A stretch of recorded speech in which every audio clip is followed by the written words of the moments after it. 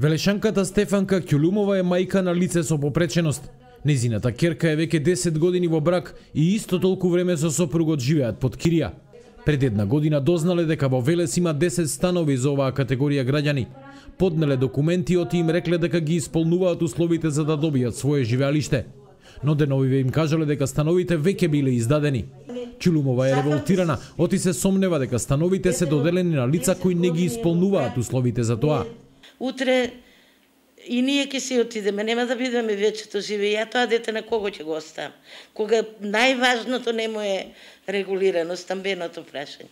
Затоа го молам Министерството, а таму и кажале дека има услов да добие стан, дека може да добие. Сега кажуваат дека становите се дадени. На кој начин се дадени тие станови? Лицата со попречености кои сочинуваат 10% од вкупната популација во земјава се оставени на маргините во ковид кризата, реагираат здруженијата кои работат на оваа проблематика. Во ниту еден владин пакет мерки тие не беа вклучени за помош. Здруженијето на лица со церебрална парализа од Велес достави петиција до пратениците, која ја поддржаа уште 3 скопски здруженија.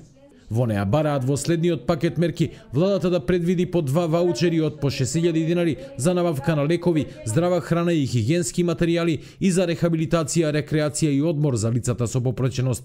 Лицата со попреченост без присуство на коронавирусот живеат во еден поинаков свет кој секојдневно им носи карантин, потреба од витамини, специјализирана храна, потреба од рехабилитација и рекреација. Во услови кога целиот свет живее во стегите на пандемијата, децата и лицата со попреченост тоа го чувствуваат двојно.